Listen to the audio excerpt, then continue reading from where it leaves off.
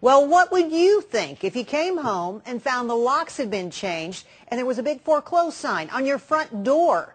To make matters worse, you know you aren't even late on your payments, let alone missing any payments. Well, that's just what happened to my next guest. Chris Hamby's home was repossessed, but the bank had the wrong house. Chris joins me now with his attorney, Ned Pillersdorf, and we want to welcome both of you to the show. Thanks a lot for being here. Happy to be here. Chris, I want to start with you. What was it like coming home and finding the locks on your door? Well, I had my girlfriend with me when I came home, and the deadbolt had been knocked off. I thought I was first burglarized, and my key wouldn't fit my other lock, and noticed a sticker on my door. And it took several days to work things out. Then that's when I went and seen Mr. Pillersdorf to help me sort things out. Chris, was that embarrassing? I would think, you know, if you can't get into your house in front of your girlfriend, that's not good news. Yes, having her with me made it even embarrassing. All right. So, Ned, talk to me a little bit about how this happened. Originally, Chris's mom called the Bank of America, to talk about this. What was their response, and what was their role in this? It's actually fairly hilarious. A repossessor showed up and apparently was seeking to do a repossession of the house next door. Not only did the repossessor repossess the wrong house, he put the wrong repossession sticker on the door. Here's a blow-up of it.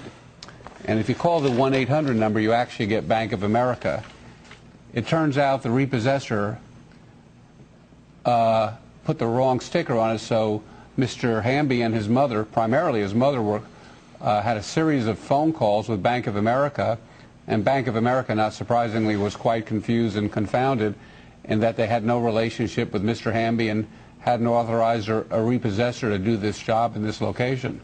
Chris, I heard that Bank of America wasn't just, you know, not very responsive. They were sort of nasty. What did they tell your mother? Well, they mostly need an account number before they could do anything for me, and without an account number, they just kept saying they couldn't help me at all.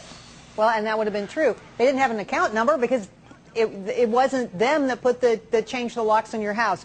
Ned, who are you going after now? What is the role going forward?